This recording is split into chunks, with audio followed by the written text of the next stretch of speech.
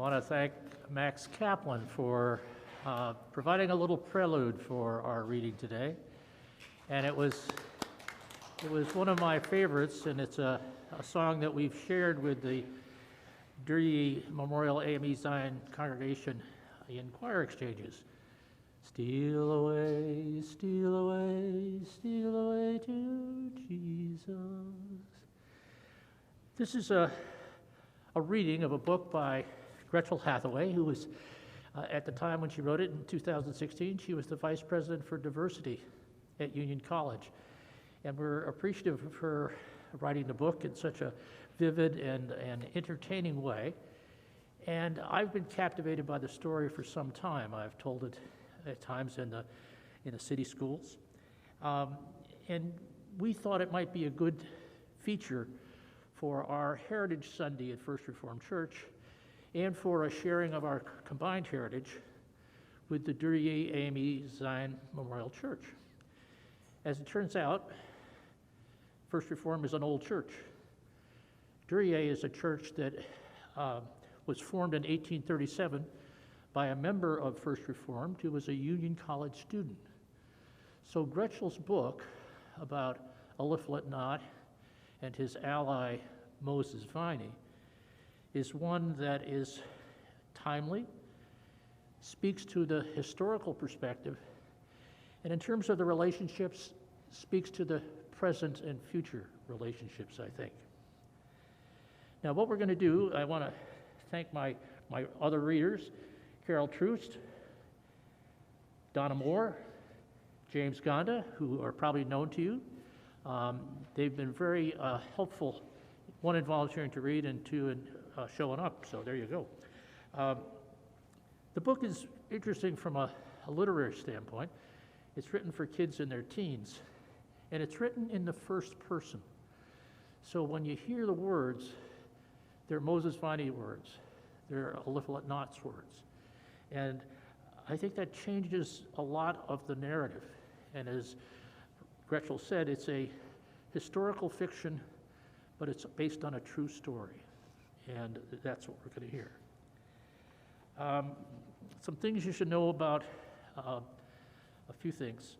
One, for those of you watching on live stream, if you have questions or comments, there will be time for those at the end of the program. We'd like to hear from you. And one of the things that we've kind of decided to do is to support the Harriet Tubman Museum and House in Auburn, New York. And that is owned by the AME Zion denomination and managed in partnership with the National Park Service. And Harriet Tubman was one of the organizers of that denomination. So if you feel so inclined, we'd like to have a donation toward that purpose, and you can do it at the First Reformed website, and you could send it to the AME Duryee Church on Hewlett Street in Schenectady. Moses was born on the eastern shore of Maryland, and he grew up with a little bit of an edge on other folks in the community because his mother was a maid in the mansion house. He got to grow up in the mansion house, and he got some of the benefits of learning how to serve people, wait on tables, those kinds of things. And it also brought him a little bit of awareness of how to say thank you and please and those kinds of things. It also gave him a friend who was the master's son, and they played together until they were 8 years old. And Moses picked up a little reading and writing thanks to that. So he was pretty well prepared for the story you're about to hear. And the story starts in the middle. Moses is out running errands. He's the right hand to the president of Union College, and he's making his way through downtown Schenectady, and he's saying hello to people he meets. And all of a sudden, he gets a chill, and he sees something he never thought he would see.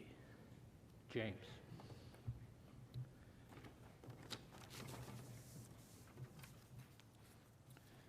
As I saw him from my carriage, I looked back twice, blinking my eyes.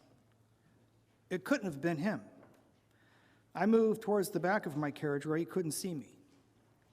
He's talking to a couple in front of the Givens Hotel in Schenectady. He's rounder than the last time I saw him, and he's wearing a beard, but it looks like him. The streets are busy with people bustling around, and no one realizes the importance of this man who looks like a local farmer. I can't believe he's here. I must leave. My safe haven is a few miles away. I can barely hear what he is saying to the townspeople, my neighbors. He is showing them a paper, but the people are walking away. I hear him as he gets more angry. Do you know this Negroid man named Moses Viney? He stands straight and strong. $50 reward for this Negro who stands above 5 feet tall. He has a bushy head, keeps it very nicely combed. He has been raised in the house, so he speaks good. I expect he works for a family as a butler or a house servant. He is my slave in Maryland. He escaped, and I've heard he's here in Schenectady. Well, that's when I realized that he is here to get me. He is here for me, to reclaim me, to enslave me, to take away my freedom. I hear him. It's the Junior Master Murphy, my former slave owner. I hear him say, and he repeats my name, Moses is an escaped slave, and I am here to retrieve my property, which, by the way, in case you forgot, is the law.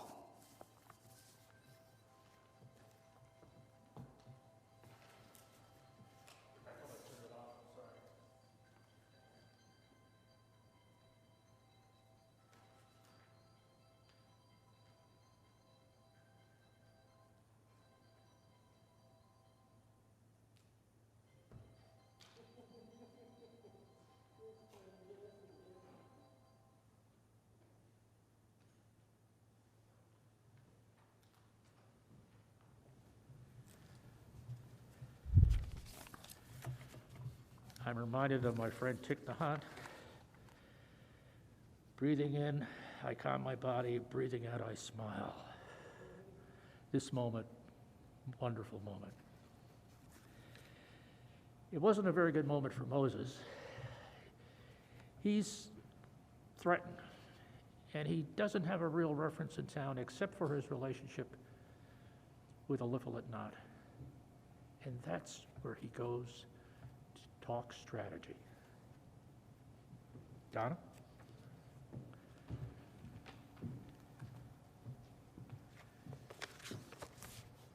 How do those dang Northerners know what my slaves want? The slaves don't even know what they want. Our slaves are happy here. I watched young Master Murphy as he continued down the street with his determined walk from the Givens Hotel, making his proclamation about the return of his slave, his property. I wondered if he realized that the people he's talking to do not want slavery as he continues asking them questions. His back is turned to me, so I jumped into my carriage and slowly but swiftly head back to safe haven at the college. I decided I need to talk to the only person I trust in this town, the man whose speeches I've listened to many times. He had once owned slaves. This I knew, but now he has spoken against slavery. He feels remorse about his family once owning slaves, and his speeches tell the story of the immoral reasons against it. I am the messenger and driver of the president of the college. We have a mutually respectful relationship. And one of his speeches, he speaks to young men about the abolition of slavery. He talks about making moral decisions, and though he's never stated that he's an abolitionist, he speaks against slavery. His name is Eliphalet, a minister and president of Union College. He is a kind man who speaks against slavery. He is very passionate about speaking on the many problems with prohibition, and his lectures help students better understand the consequences of decisions because he is able to look at an argument from many sides. He seems to have special relations with all his present and past students. Some students are against slavery and are members of the Union College abolitionist student group called the Anti-Slavery Society, which started in 1836. Other students from the South want slavery. I must explain my circumstances to Dr. Knott. I never told him that I escaped, and I don't know why I didn't tell him. He is the only person I can trust and who has the means to help me.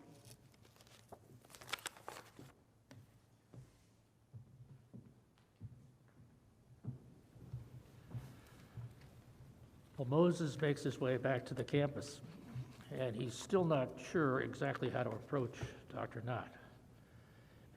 And he waits till the end of the day, and this is the story as it continues.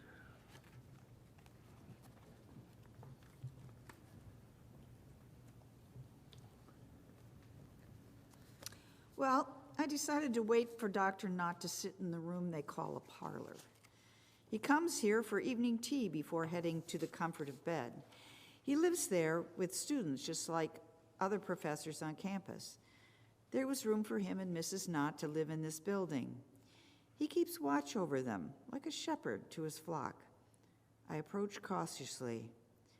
"Good evening, sir. It's time for your cup of tea before parting to rest." He looks up at me with caring eyes.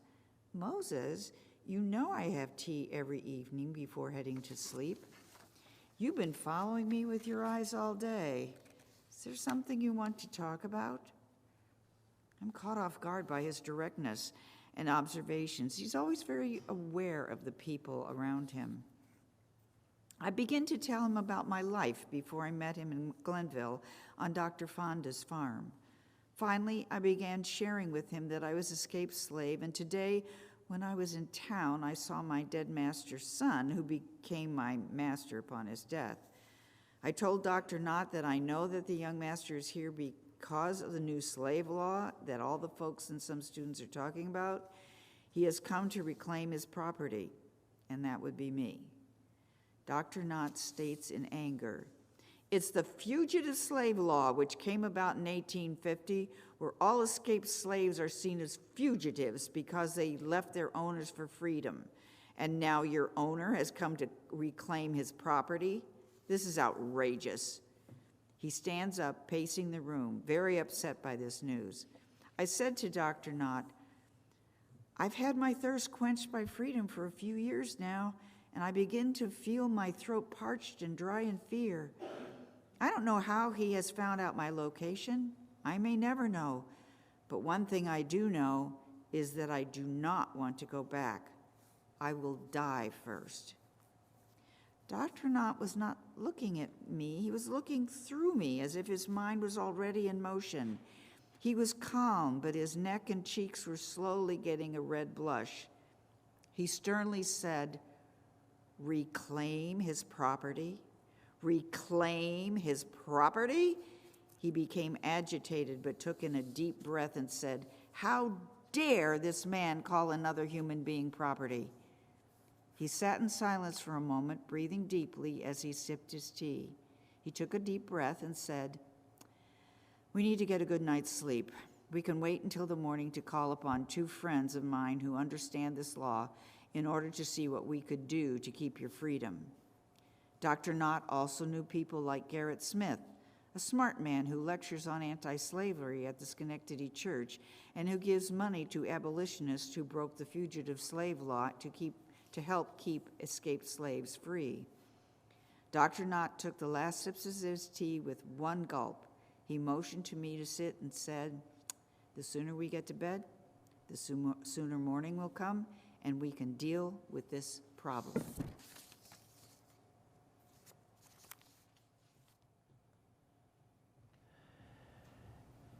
So with that night's sleep, Dr. Knott invited a lawyer friend and a judge friend over to the college to go over the options. And they struggled a bit because the fugitive slave law was fairly well articulated. At the same time, they felt that since the master was still in town, maybe they just ought to go down and make an offer. So they designated one of Nott's grandsons, and I'd like to think it was W. Edwards Potter, Tuckerman Potter, who later became an architect and designed the First Reformed Church. He was one of 6 boys in the Potter family. But when he came back, he said that the price was $1,900 he'd been quoted. And wow, that was not what they could, wasn't fair or reasonable. So they gathered in the parlor to go over the options. Dr. Nott said solemnly, "Moses, this is about your life. You take your seat here at the table and listen closely. It wasn't typical for a colored man to sit at the table with whites. I greatly appreciated Dr. Nott for this show of respect. Mr. Potter shared my master's story with these 2 men who were listening closely. It seemed that my master was more upset that I had made away with 2 other slaves and that he couldn't find either of us. Mr. Campbell and Mr. Brown directly asked Dr. Nott several questions about me, and Dr. Nott turned to me and asked me to answer the 2 questions, the 2 gentlemen. Some of the questions were good and some were expected. How long have you been on the run? Did you hurt anybody when you left? I wanted to say that I am not a thief and I wouldn't hurt anyone instead. I said a silent prayer and answered each question, looking them in their eyes. My feelings were almost getting the better of me, and it showed as my English reverted to the days before my lessons with Dr. Nott. I ain't taking nothing except food by my ma, and I didn't hurt no one, nobody, never, no how. The consensus at the session is that Moses has got to go to Canada because it's the only place he'll be safe. And as Dr. Nott said, Canada did not recognize the state of slavery, nor the law that any man can be a property of another. So they decided Moses would go. And he also that Dr. Nott would send his grandson to Maryland to try to cut a deal with Murphy again. And in the meantime, Moses would be safe. We should not disclose the location of the city in Canada for fear of Moses being kidnapped and brought back into slavery. All written correspondence will transpire by me and only to the Palamonts, my friends who will host him. Though I had saved up some money, Dr. Nott gave me ample dollars to use for living purposes. In his generosity, he also drafted a letter of introduction to the local bank that I was surprised to receive. It stated, Moses Viney is a man of great integrity, industry, and capability. He is a moral and religious man in whom entire confidence can be placed. Should the funds he has taken not be sufficient, he is hereby authorized to draw on my account at the Mohawk Bank at Schenectady for any sum not exceeding $100, and I will honor the draft. Signed, Eliphalet Nott. With the decision made that evening,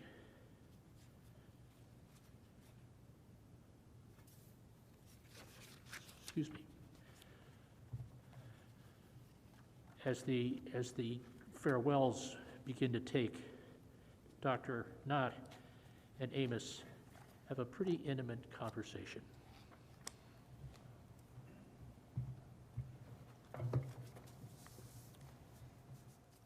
With the decision made that evening, Dr. Nott called me into his bedroom for what I thought would be our usual talk.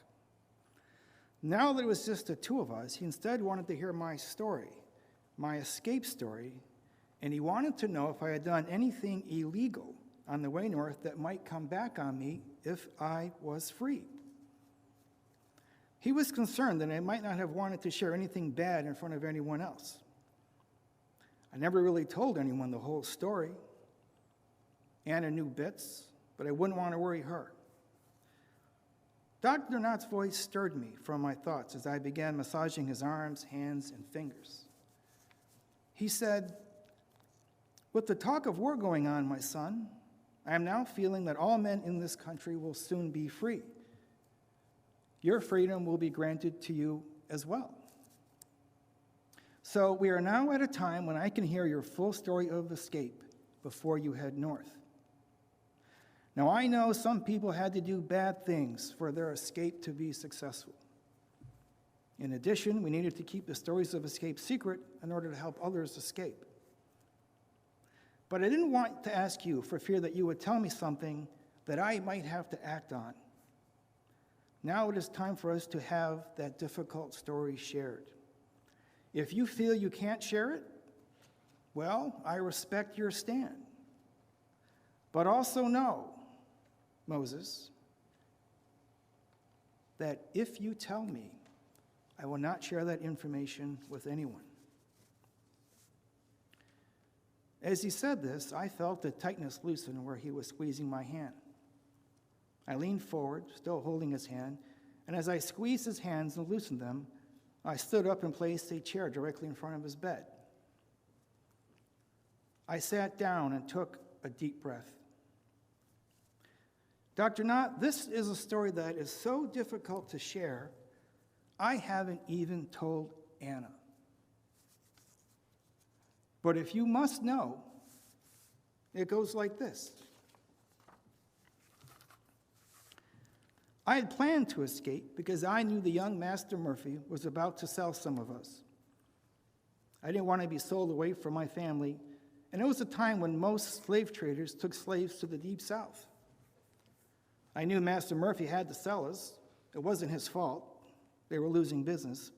But I also knew this was my chance to find freedom and not just go off without a fight. So I began planning about 1 year before the escape. Now, I knew a few things. I knew I needed money.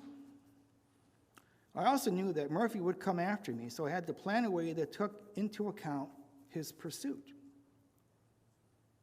After I recalled my past, vivid images, scents, and hurts surfaced. I was talking to Dr. Knott, but it was as if I was remembering the details for myself, sharing them with myself, never pausing to discuss anything as I started to relive being on the plantation. For my escape, I picked 2 friends to come with me. The first friend, well, he had tried to escape from another plantation, and the other was a strong boy from my childhood who I felt close to, who I also knew had a family that didn't treat him right, so he'd run and never look back. My childhood friend was the first person I told that I wanted to run away. His family was hard on him. I don't really think they liked him. They were always putting him down. My 2 friends were Hinson Piney and Washington Brooks. About 1 year before our escape, Hinson had been bought by Senior Master Murphy and after a few weeks, released from his shackles. He came without a family, and he had escaped once before that my master didn't know about, and that is why he had been put up for sale in the first place. Hinson spoke of being used as a whipping boy to show all the other slaves what would happen to them if they tried to escape. They kept him on for about a year, and he worked hard hoping this would stop the beatings. Instead, they took him away from his mom and pa, since his real pa was said to be the master who sold him.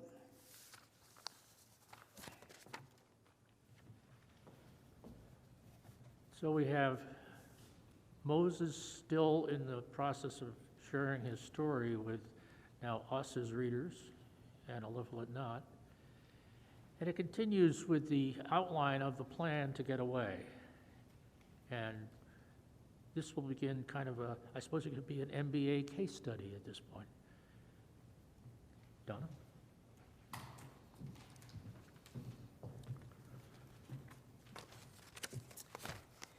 Before leaving, I thought about 3 things.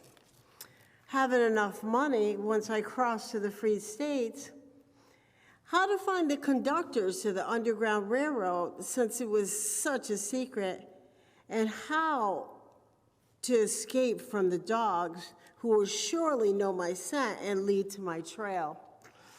Getting the money was easy. I worked stacking sheaves and hid the money in my Liberty Fund. Mom and Pa liked that name for it. He was the only one who knew what I was planning, something. But I didn't give him any details because I didn't want Murphy to go after him when I was gone. Wasn't the ground. Though I was small, I was fast, and exercise stacking put muscles on me too. I would stack sheaves fast and high and hum songs that my mom taught me. The faster we stacked, the more we were given cents for our pockets. I put this Liberty Fund money in a box and buried it in the ground near where I slept. I did not have to think much about the Underground Railroad until I got to Dayton. I knew there were abolitionists leading the Underground Railroad there. Though I didn't know how to meet it, Henson talked of using steamboats, hiding in white man's home, and free men's churches. I would not worry about this until I was sure of having to keep running. Henson said our first stop on the Freedom Trail would be Philadelphia, a city where many former slaves escaped in order to continue to find a way north. He knew of a man there who would help us. My fear of dogs chasing me was different. I have seen Senior Master Murphy handle the dogs with such fierceness and anger. Those large hound dogs were ferocious when he was near. These large hound dogs were ferocious when he was near. He fed them pig slop mixed with gunpowder to toughen them up. He'd hit them when he thought they lost the scent of a fallen duck, yell at them in such a gruff voice that some dogs whimper. I knew that when Junior Murphy would find out about slave escape, the first thing he would do would be to send out the dogs. So I had to figure out a way to get around the dogs. They were good hound dogs, smart and eager to please. It wasn't necessary to abuse them to get them to obey.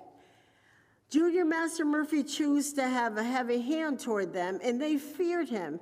It must have been another way for Master to make himself feel better. In contrast, I began to first play with the dogs and then train them.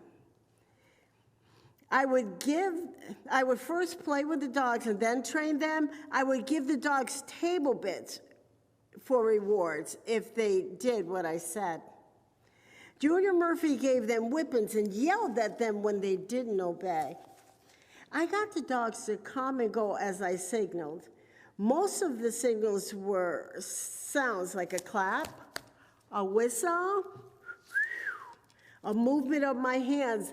I have to handle the dogs in a way that they would obey me despite the fear of our master. Every day I began to feed the dogs and play with them a bit more. As they got more and more comfortable with me, I gave them a bit of good table food when they obeyed my commands. I would also give them a sweet snack when they were scolded by our master. Yes, our master. Both dogs and slaves were the property of the masters. As I moved the dogs around the plantation, I said commands like, "Go home." And I'd watch them head back to their shack to eagerly await my return and snack. I'd move further away, giving them the command, but also not rewarded them with snack for a few hours until I returned. Then they would wait patiently for me. Then I would give them a larger quantity of reward. When I could get all the dogs to go back to their shacks without fear and to patiently wait there until I returned, I knew I would be ready for my escape. I continued to train the dogs as I thought about the right day to leave.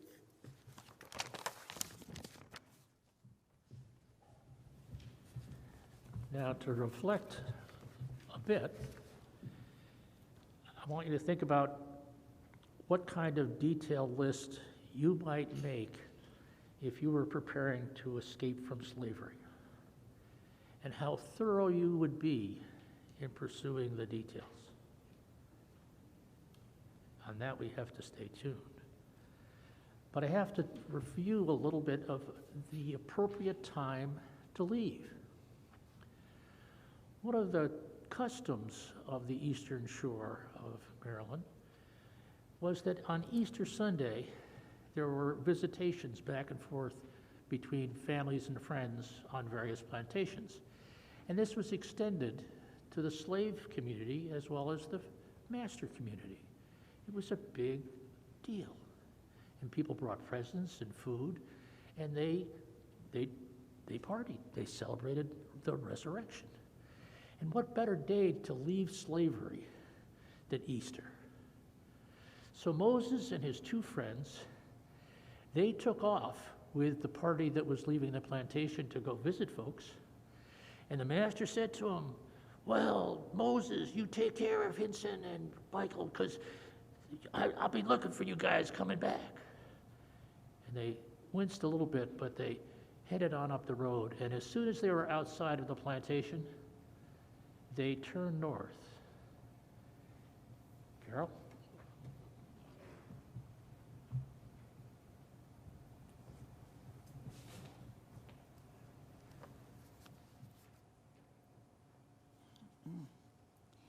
In reaching Denton, a 17-mile trek by early darkness, the river flow would be our guide.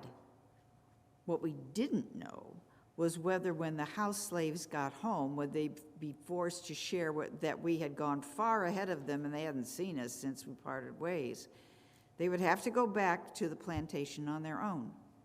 By the time Master Murphy would find out, we would be long gone and almost to freedom, and so the hunt would begin, and we knew the master would let the dogs out.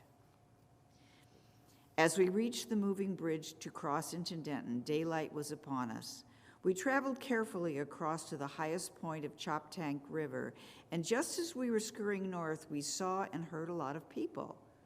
We looked up, and there were people on the courthouse green having a picnic. We knew they saw us, so we headed back across the bridge, which was not the way we wanted to go. As soon as we got back across, we heard the dogs. I knew they were the bloodhounds, whose we were not sure of, but we weren't waiting to find out. They were barking and moving fast. Hinson and Washington looked at me with fear in their eyes. I was scared too, but I decided this was my chance. I told them to run, and we ran, but the dogs were tracking fast, and before I knew it, I had one on me on the ground with his teeth baring for my neck. He had foam running from the sides of his jowls and anger in his eyes. And the next thing I knew, he stopped and smelled my neck again and again, and then he began licking my face. These were the master's lead dogs. I could see the bushes moving ways down the river and the dogs heading our way while Hinson and Washington were running away. I had to get the dogs to head home. I gave the first signal, a simple whistle, and watched this lead dog step off me and cock his head, circling me in confusion. I just lay there still, then gave a second signal, a longer, harder whistle with claps. He became his eager self, circled one more time as I began to stand, and he started heading back in the direction from which they came. Then the other dogs began to follow the lead dog back down the river. The master's group had not caught up with them, and I wasn't waiting around to watch. I jumped down the little hill we were on, ran back north up the river, saw that both Hinson and Washington, and caught up with them. We ran hard from there on. We now had to find another way back across the river.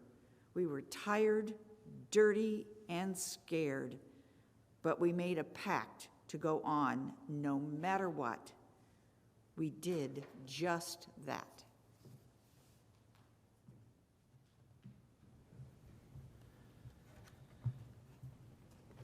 Tired, dirty, afraid, and determined. They made their way across the Maryland border into Delaware and to the banks of Delaware Bay, in a place that now is called Lewes, Delaware, where the ferry goes across to New Jersey. In those days, it was called Pig Point because it was a shipping area for livestock. And Henson knew somebody. And that somebody turned out to be the engineer boilermaker on a steamship going to Philadelphia. And he scouted him out and was told to hide on the wharf. So the three of them hid on the wharf until the engineer came to the end of the gangplank and looked around and motioned to them. And they came up to him, and he put out his hand. And Moses knew what the deal was. $10 for their 3 shipments to Philadelphia. That was half of all the cash he had, of half of all the cash he'd raised. The engineer said, "Follow me," took him to the boiler room, put him behind the boiler room and said, "Don't make a sound and don't move out of here without me saying you." So it was an 8-hour run up to Philadelphia. They stayed right there. They heard other people and Prado's getting offloaded. The boiler man led him out to the wharf and said, "You're free to go. Free. Free." Well, they didn't know what to do, but they knew they needed to find the Mother Bethel AME Zion Church. And so they asked folks, finally found a person who led them there, and it was a pretty substantial building. And they went in, and they were greeted by a wonderful, warm, smiley person named Hattie. And she gave them a drink of water, and then she started to fill a tub of water and said, "You boys take your first bath as free people, and I'll be back with some new clothes." And so she did. They did. And she came back with some nice-looking clothes, and then she went, "I forgot. Everybody will recognize you as runaway slaves if you don't have something on your feet besides your bare skin. I'll be right back, but I better measure to get it right." She had a string. She measured. Came back with the most pretty black shiny shoes the 3 of them had ever seen. They didn't know really what to do once they put them on. They didn't feel right, but they walked around to begin to get used to these freedom shoes. And then Hattie brought him in to see the bishop, Bishop Wayward. He was cordial and encouraging, but then said, matter-of-factly, he said, "You got to get on your way north. We're too close to Maryland. Your masters will send agents up here and they'll snatch you and take you back to slavery. I know a way, and I'll give you the directions, but you got to listen really carefully." And so they did. And their destination was Troy, New York. And they got there without incident. And the only wrinkle was there was no work for them in Troy. So they headed over to Schenectady, where they were looking to make brooms, because there were a lot of brooms made in Schenectady. And that didn't quite pan out, but Moses got a job on the farm of a farmer named Fonda up in Glenville. And he hit it right off. And on the first day he worked on that farm, he got paid. He'd never been paid before. And since he was also fairly handy in the house, whenever visitors came, Mr. and Mrs. Fonda would have their butler serve dinner.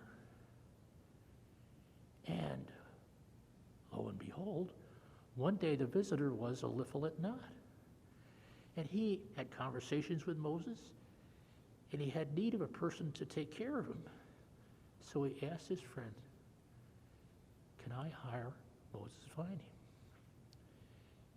And the farmer checked with Moses and said he thought it would be a good idea.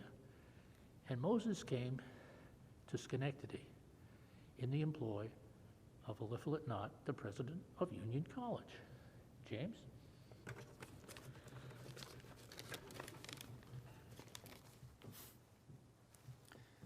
Schenectady is a bustling city famous for making brooms. And on the edge of the city is Union College. There is a small but vibrant community of colored people and one big colored church for us to worship. A white man established the Duryee AME Church for all those colored people.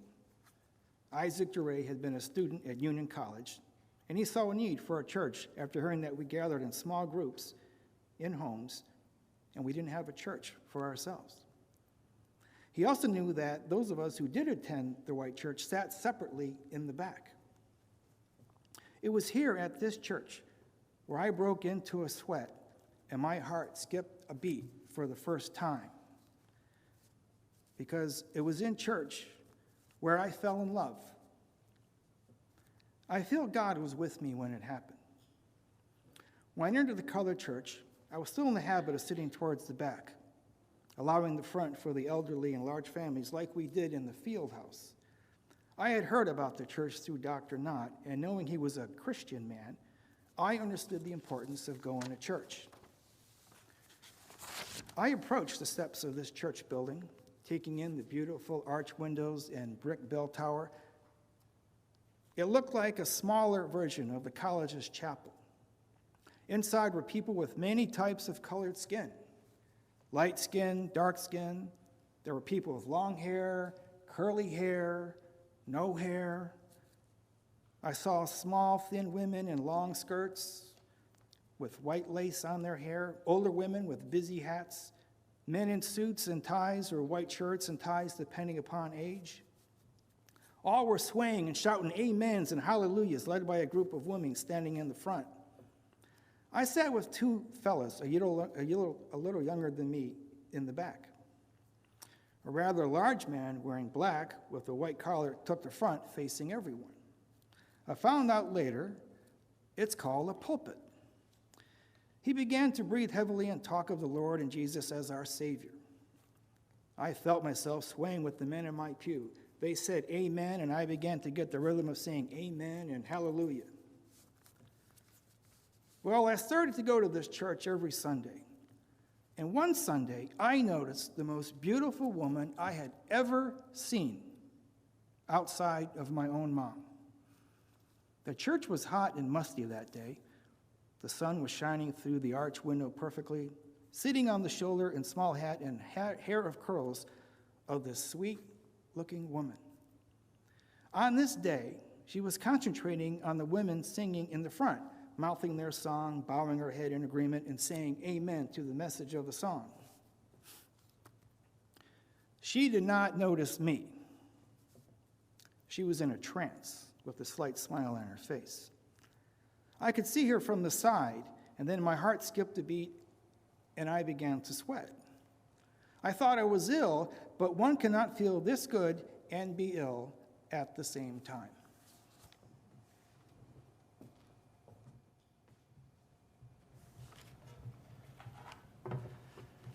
So Moses and his future wife meet in church. And by the way, that's the Duryee AME Zion Church, because they were both members, and she was actually the sister of the minister. And they get married in a wonderfully jubilant ceremony, and Anna comes to the college and works in the house with Mrs. Knott, and it's a pretty balanced situation. It's a pretty balanced situation.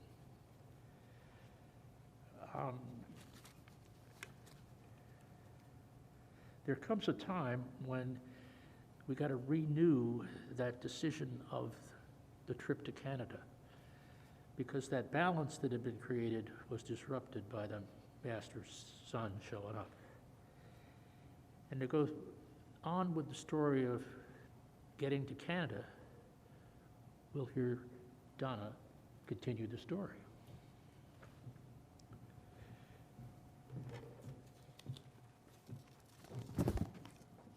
The conversation with President Knott and the attorneys left me tired, worried, and often on my knees in desperate prayer Junior Master Murphy would not give a reasonable price for my freedom, and Dr. Knott was very frustrated.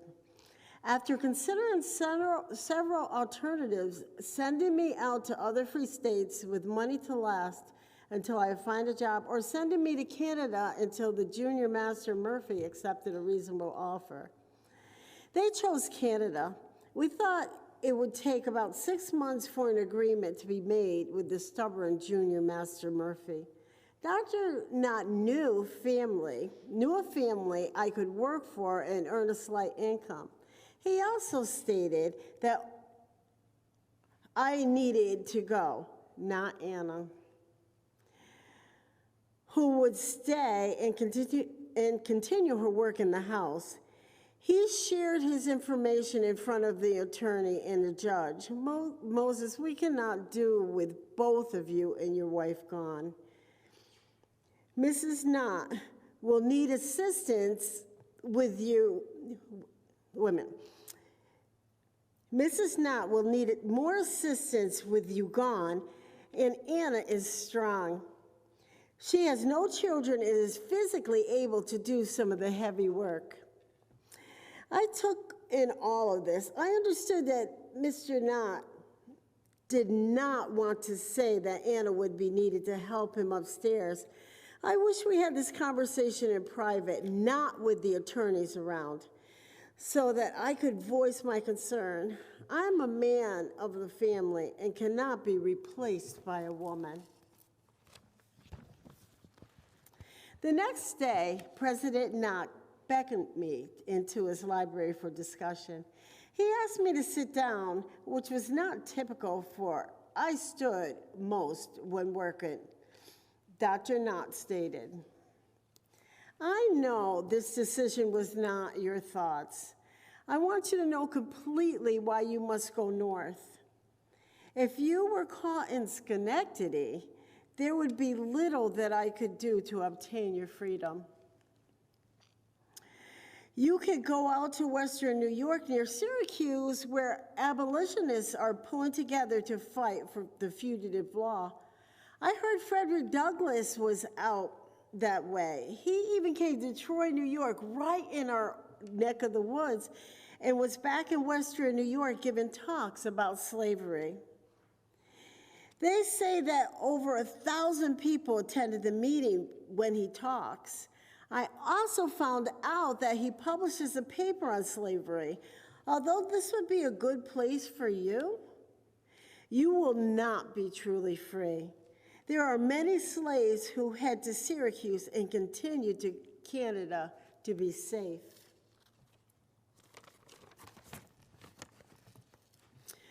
I left relieved that Dr. Knott knew the importance of meeting with me to have this discussion. The final decision was mine. He has always been a man who looked at all sides of an issue. He wanted me to understand the choices. My respect for him is as strong as ever. At supper on Sunday, Anna and I spent our last evening together. Anna had baked a pound cake with a full pound of butter. It smelled delicious, but it was difficult for me to take a bite. Anna came around the table and sat on the floor's oval rug we purchased together to keep us warm as she placed her head in my lap. She said, "Please eat, for I want you to remember my cooking and go north as a strong man, knowing you will come back to me."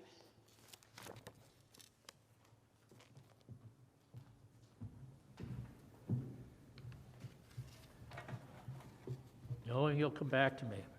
What we've heard is the intimacy of the interrelationships between this famous person, Eliphalet Knott, his family, and Anna and Moses.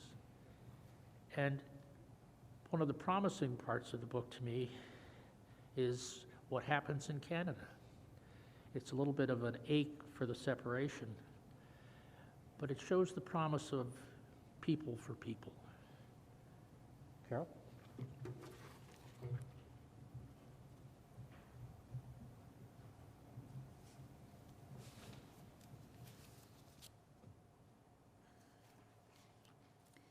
Months passed before we heard from Dr. Knott. He sent a letter to Mr. Palemont, who read it aloud to me, Bessie, and Locke. We three have been spending evening times together, sharing stories and learning about each other. He read the letter. My dear friend, I am pleased to hear the safe arrival of Moses Vini. My son is in Maryland and proceeding with negotiations with his former master. My frustration with a man who calls himself a master and a Christian but does not understand human decency has taken a toll on my health. Mr. Knott tells me I have to remain calm because the State of the Union is going to have a rough times ahead. We might be going into war if we don't resolve the slave issue in the States. Canada has more reasonably minded politicians, though our separation from England was indeed a necessary detail. I will post a letter as soon as I hear more details. Give my regards to Moses. His wife misses him but is doing well, and his welcoming nature is needed back here at the college. In the bonds of friendship, Eliphalet not. As Mr. Palemont read the letter, my heart was heavy with gladness to hear the good news of negotiations in Maryland mixed with the sadness of missing Anna. I am not allowed to contact the college, so I will wait for the next letter to arrive and will work hard for Mr. Palemont in the hopes that my good work will lead to a good deal in Maryland. My bones and muscles are getting stiffer by the day. Though Mrs. Knott is trying her best to help, she has such small, delicate hands that she cannot push and pull the muscles as well as Moses can. She and Anna have helped me handle the stairs, though one night we have all had a laugh when it felt like one of them was pushing while the other was pulling. Although I laughed, pride got in the way as I yelled unnecessarily at the cat that got underfoot, and we all landed on the floor. I also miss my talks with Moses, especially when he talked to the students. He was more understanding of the young students than I, since he was closer to their age. I would get very frustrated when a student would miss church service or didn't understand that a good sermon or was caught in the wrong section of the city with a moral misdeed. Moses would listen well and present another perspective of the student's behavior that I would not have considered. Sometimes he would let me know some difficulty a young lad might have been having with his family or with other students. Though I made sure each student received a fair and just punishment for their pranks, I know I might have been harsher if I had not considered what Moses brought to the conversation. I also know that the students respected Moses almost as much as they respect me. He has a special relationship with them, boys from both the North and the South. If he is present in the room, they nod to him and then step forward to shake my hand. I'm quite sure they see in him what I see, a man of integrity who will do an honest day's work and more in order to be of right mind with his soul. I am also quite pleased to see that Moses is a regular church-going man, though I think that Anna has been a catalyst for this.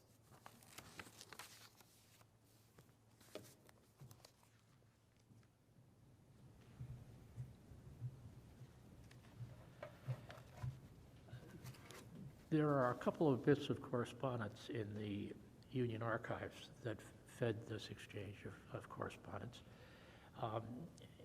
and informed the dialogue with Eliphalet not reflecting on what Moses was.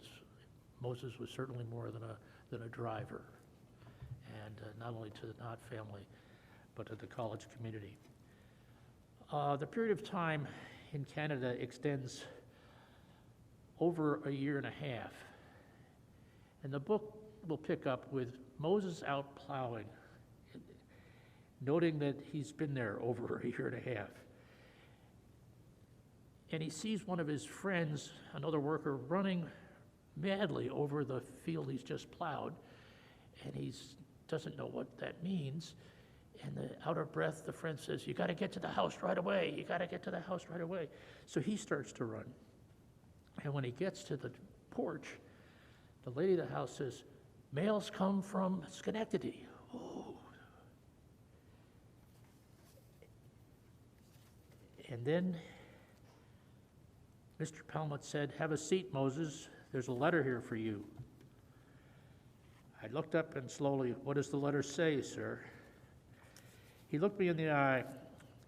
"Dr. Knott would like for you to return to the States, but the decision is up to you. There are some details and some concerns. You are not a free man, and you will not be one when you return. Dr. Knott has not yet worked out a deal for your freedom. But he sent his grandson to your old master one more time. He thinks that with the talk of war, you may not be worth much now, and the master may want to make a decent deal." I think he needs you, Moses. Dr. Knott is leaving the decision up to you, but I think he needs you. He would like you to come back, and he would find ways to protect you. I think he needs you back since he's getting older, and since you left, he sent his grandson back south and hopes that they will only be in New York a few months before a deal is finally settled. Take your chances. The decision is up to you. I can no longer run away anymore. I won't have my freedom, but I don't have my freedom here. If I did, Anna would be at my side, and we would have a family. My children will be free even if I'm not. I must go back. Do you understand this? I do. As I walked out the door, Mr. Palamont said, "I'll make arrangements for a train to take you back to the States within the week. Bessie, we'll need a cake for supper. We've got something to celebrate." And with that, Moses finds himself getting off the train in downtown Schenectady a few days later. James.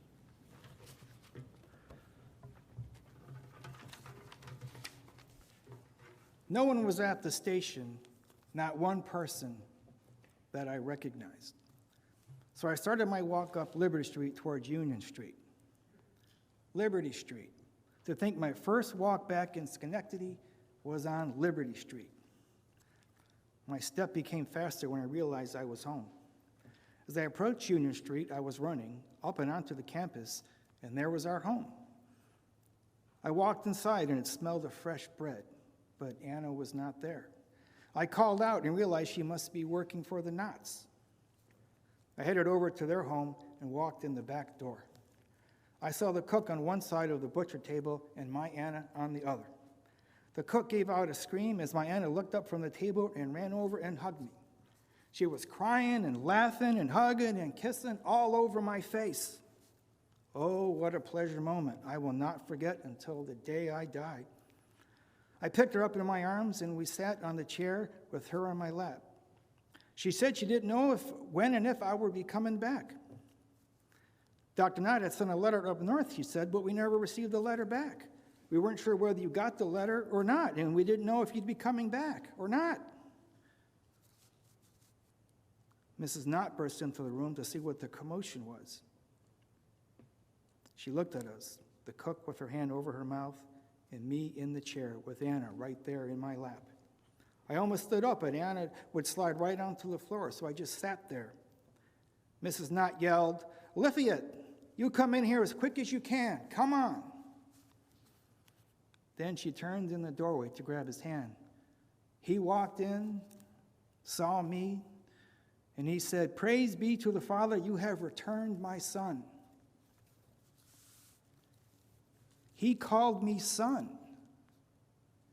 Now, I know he didn't mean it in the birth way, but he did mean it in some way. Anna stood up so I could stand and walk over to him. We did not shake hands.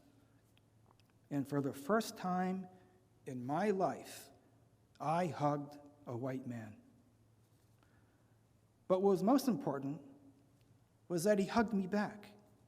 He hugged me, a colored man, who he was trying to make free.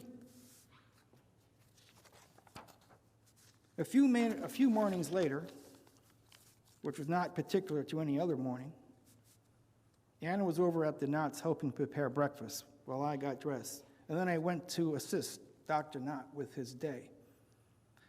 Dr. Knott and I went into Schenectady for a few meetings that he had with local business folks. All was going well until about noon, when one of the stable boys came running down the street as we were getting back into the carriage. He was out of breath, so it took a while for him to come out with what he had on his mind. He said, "Dr. Knott, you got a telegraph from your grandson. Mrs. Knott says get home right away."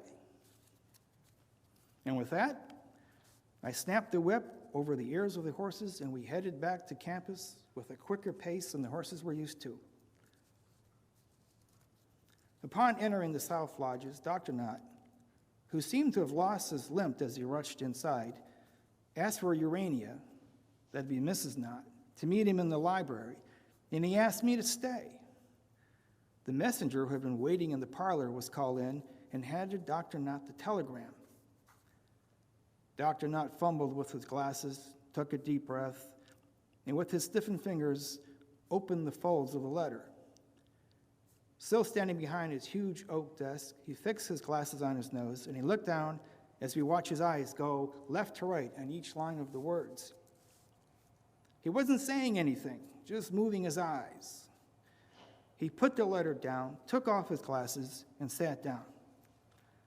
We stood, Mrs. Knott and I, with the messenger in the shadows. Dr. Knott pulled out his kerchief from his pocket and cleaned off his glasses and looked up at me. "Well, Mr. Viney," he said with a slight quiver in his lower lip, "how does it feel to be free?" I said to him with the only words I could say, "Dr. Knott, Mrs. Knott, I feel much obliged for your generosity. I feel like my heart is going to burst with laughter and with tears. I feel like a new man." Dr. Knott said, "The free Mr. Moses Viney, hold your head up high, for you're feeling something that you never knew all the days of your life. What you said comes from your heart, and that, my boy, is sometimes better than what comes from your head." And we smiled. We all smiled. And I heard the eager footsteps of Anna running up the steps. As she joined us, Mrs. Knott said, "Come on in, woman, and hug your free husband." Hallelujah! Yes, there you go. Now, this could be the end of the book. It's not, and it's certainly not the end of the story. The book continues with Dr. Knott's last days, about 6 years of service and friendship until he died just after the Civil War. Along the way, the college had decided to build a president's house that Eliphalet and his wife moved in, Urania, and Moses and Anne. There's an intimate conversation about Moses taking care of Mrs. Knott after Dr. Knott has passed away. And there's almost an epilogue to the story. And one of the things we haven't focused on is that Anna can't have any children. So about in the middle of the book, that fact is put on the table, and she and Moses decide to devote themselves to the students of the college and the children in their church, which they do. And then with things really settled, Moses is interested in how things are on the old plantation back in Maryland. So he and Anna decide to visit. Donna? Or who's?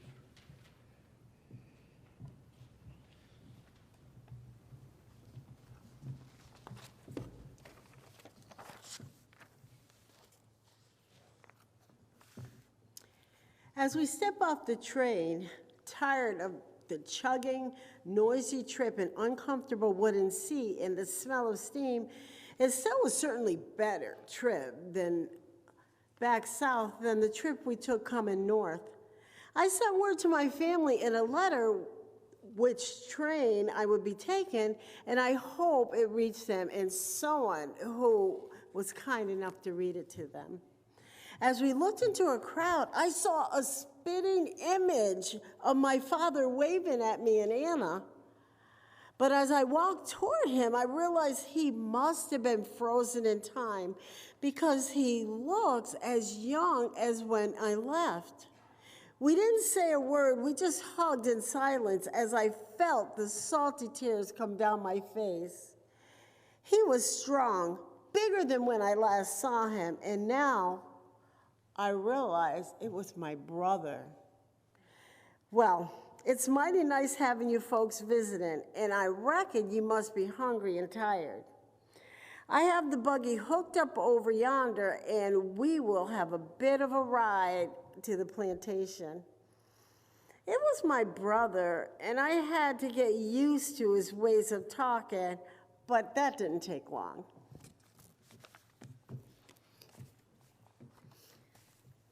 They are heroes in my family. When we get to home, there be only 3 of us brothers left on the plantation. We get good wages from Mr. Murphy. He said we be most trusted of slaves since we ain't run away. Some of our brothers gone off to Chicago, I hear. All our sisters were sold, and I not heard from them since they gone. When Ma died, and he stopped because I had gave a shout. Ma is dead? I asked, and he shook his head. What about Pa? Brother said. Moses, it's like this. Ma died before the war ended. She just ain't woke up one morning, but she was happy that 3 of her children had gone on and gotten their freedom. Pa had one other daughter by another woman after Ma died.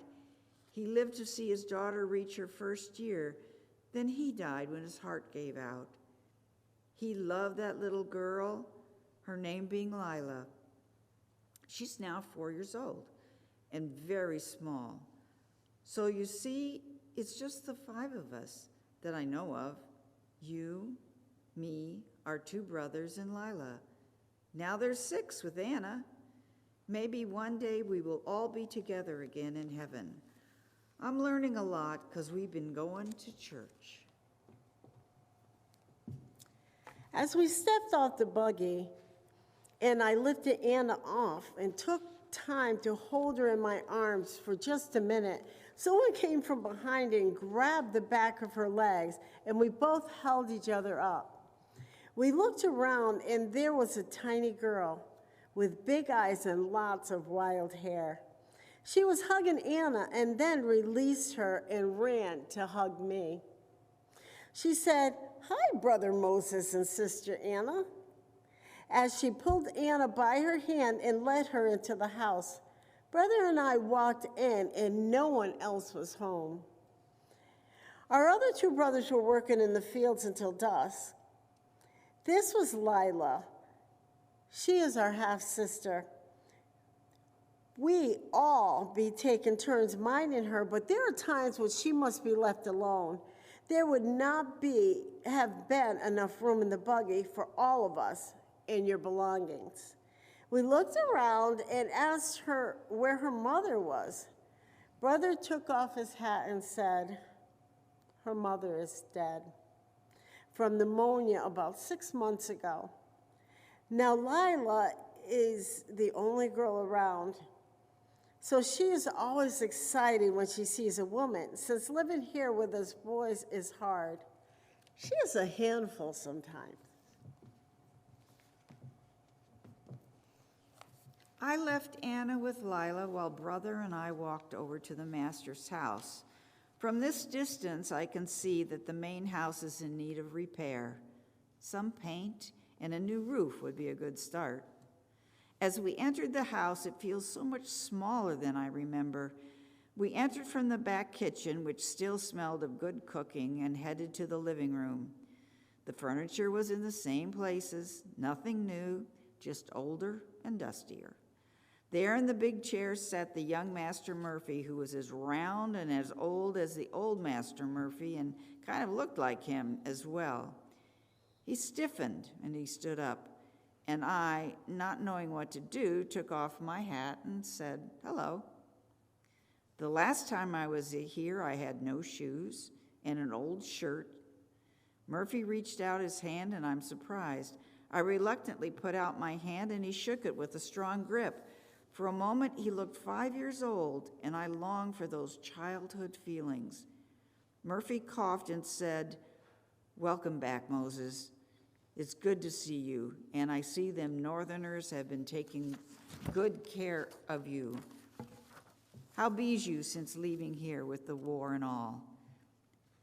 It's as if I never left, but I'm on a different footing here and now. We ain't equals, but we ain't master and slave. He wanted to hear about my life, so we spent over an hour sharing stories. As we left, Murphy put out his hand and offered to shake it one last time. This time, I firmly took his hand, looked him in the eye, and said, "It's been a pleasure coming back, and I sure hope to be back again," not really knowing if this was true.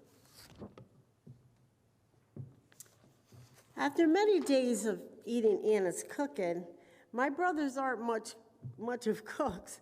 Enjoying her biscuits, apple pie, it was time for us to leave. Lila's hair was plaited with big bows, and Anna took time to make her a little shift of a dress long enough to grow into and hide her knocked knees. As we were about to leave, I could tell that my brothers were up to something. They came over to me while Anna was still in the house saying goodbye to Lila, who was crying so hard about us leaving. "Moses, we want to ask you something. Lila is our half-sister, but we don't take care of her too good and too proper, leaving her here many hours of the day and running back to check on her to see if she is fine. You and Anna have no children, and you know if you were not still a slave, Anna would have been sold anyway from you for not bearing you no babies. But we are free, and your Anna is so good to Lila and knows what to do with the girl. Would you be so kind to take her with you and raise her as your own? She won't be much trouble, and she's smart and good. What do you think Anna would say?" As they said this, Anna was coming out of the cottage, crying as she heard Lila wailing inside. I looked at Anna and took both of her hands in mine and said, "It's right."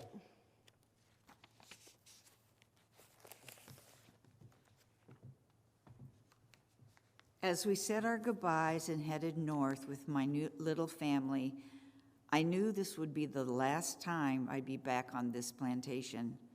I felt pain and forgiveness as I looked back and saw my two brothers with tears down their face. And as we passed the Murphy home, Junior Mr. Murphy was on the porch waving out to us. And we waved back. As brother leads the horses, I look in the back of the buggy to cherish my family, and there is my wife holding on to dear life with our daughter, my sister, as they talk of the clouds in the early sunlight and the shapes that they make. The laughter brings a warm feeling to my heart as my family is complete. It's a new world, this freedom for our family under one union. Now, that's the end of the book, but it's not quite the end of the story. Anna passes away about 1875. Moses lives to be 92. He lives to 1909. And he maintains a presence at the college in the way that Dr. Knott described. And at the 100th anniversary of the inauguration of Eliphalet Knott, there was a big to-do. And Moses was invited. And because of alumni and students, he was given his own receiving line because people wanted time to say hello and chat. And he also brought with him Dr. Knott's top hat. He brought the wiffle tree, the connection between the carriage and the harnesses of the carriage that he chauffeured Eliphalet Knott around Schenectady. And he told these stories, and then he held up a pen. And it was Eliphalet Knott's pen that he had used to sign diplomas. And the crowd went crazy. They erupted in applause and cheers. And Amos was old and overcome. And the president of the college, a fellow named Raymond, said, "You'll have to excuse Moses because he can't speak. His presence is eloquence enough." His presence was eloquence enough. Got a little treat for you because I'm going to ask Max to play one of my favorite spirituals, which should be a little bit uplifting. Can you do that for us, Max? And then we'll take questions and discussion.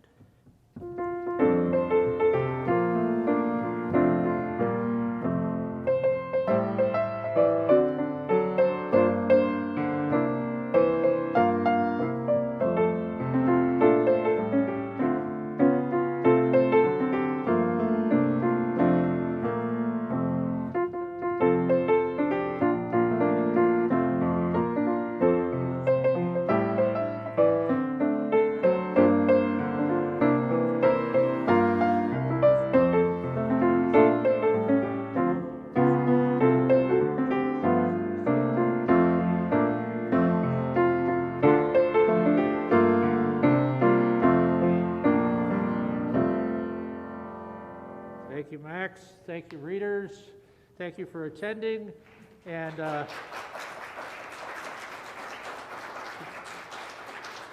thought we'd leave it on good news. You know, that was, anybody got a comment or a question? Anybody on the chat line? I think Gretchel Holloway was going to be listening in on this. At least I hope so, because we have been in correspondence with her. And she's down at Franklin and Marshall, a college where one of her sons is an alumni of, in the role of Vice President and Dean for Diversity. And in the intermail, we've talked about having this book turned into a curriculum that might be available for middle school. So that's one of her projects going forward. Yes. So can you stand by the mic so people I'm sorry. Yes. Is that Carolyn? Carolyn, I just wanted to say how wonderful this was. Really, well, these were the real brave people that stood up and said they were going to read this stuff, you know. And James and I have been conspiring in other ways, and James, as you know, runs the writers group. Donna is a master. She's got a role coming up in another production. And Carol has been in front of so many students over the years that she's a natural for this.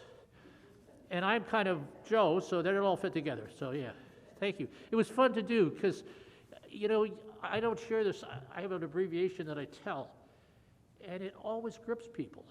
And I think it's a good story for then, and it's a story for now in terms of what can be, I think, in terms of the promise of it all. So, Frank Wicks, good to see you.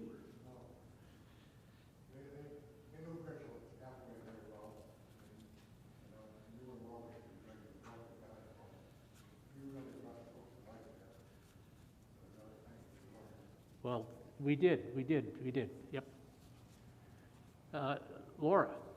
Gretchel is listening, and she's been participating in the contract statement that's online. Oh. So she's with us. Okie doke. No questions, but make sure you repeat the comments so people online can hear them. Okay, I'll speak in the mic, but I don't,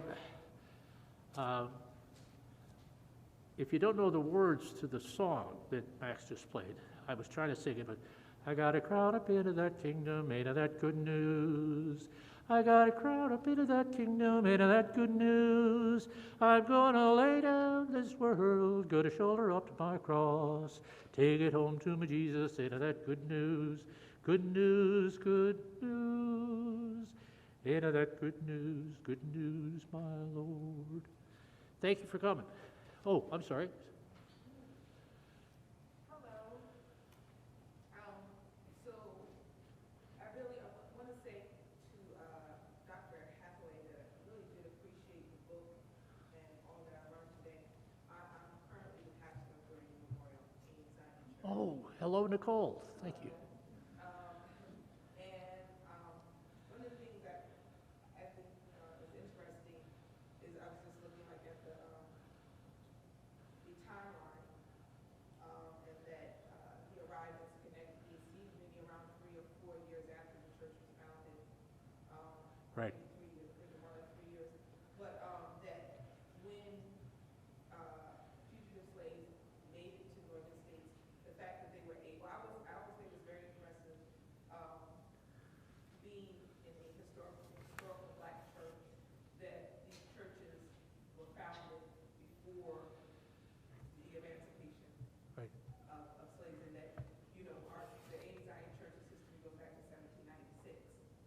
So the fact that when they got to northern states, they were able to find churches that they could become a part of, that were these safe spaces.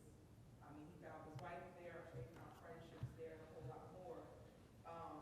But it fills me with pride. It does. To know that was a safe space for him to be.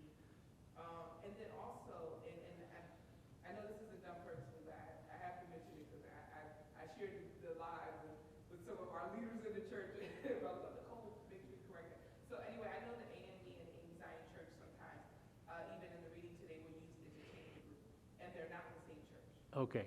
Okay, so the AME Church was founded in Philadelphia by Richard Allen. The AME Zion Church was founded in New York City by James Barrett. Sometimes folks go, why did they just become one church? Well, they didn't have cell phones back then, right? Yeah. There's stuff going on in New York, and that's what happened.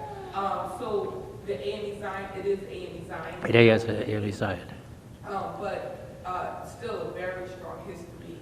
The fact that they went back. I went back to the plantation my family was from in Schenectady, North Carolina. When I was, I think I was 13, my grandmother took me back. It's very weird to walk into a house where somebody's name was Hill and know that my family's last name was Hill, and these are the people that own my family, and things like that. Didn't understand at the time what my grandmother was trying to teach me. I just was 13 and just did not want to pick cotton and peanuts. I just appalled by the idea of it, and I couldn't believe she was making me do it. But now that I'm older, in my 40s, I go, I get what grandma was trying to teach me then. And so I appreciate you taking us back to that place, because there's something that we can learn and that we gain from the story. And I think I'm going to stop there. I'm going to stay there again. Actually, and I'll make a commercial, because you're preaching tomorrow here rather than at Duryee. We've got a pulpit exchange. So please plan on tuning into that. And you're also going to do a forum with a little talk back on your experiences coming to Schenectady, kind of like Moses, I don't know. By the way, the book, A Bonded Friendship, is out of print. Gretchel is thinking about how to republish it. I made some copies in the back that are photocopied with her permission. We'd like a donation of $20 because the AME Zion Church is a benefactor to the Harriet Tubman Museum and House in Auburn, New York, and that's where the money will go. And we encourage you to spread the story of the book, and we'll have a video of this, which is a little rough, but will be available if people want to pick it up online. I want to make a motion for the activities following this one today. Thinking about the history, there's an exhibit, we have two display cases, the front of the church in America. One of them is all about the founding of a Zion with the fire from the church in Nigeria. The other one speaks to what we're doing in the Walk Out this evening about the date of February 16,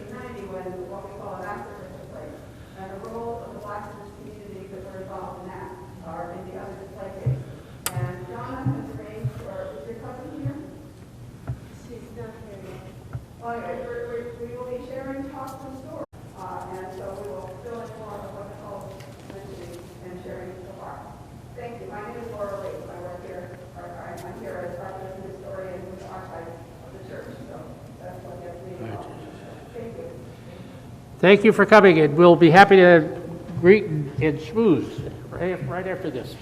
And I'd like to say I'm very happy and I'm very proud that I'm part of this program. And I hope we continue to get together and to share stories and to get to know each other's cultures and histories. I think it's very important and it'll be fun. And I'm glad we both wore hats. You should tell the story about your hat. I will. There is a story about everything.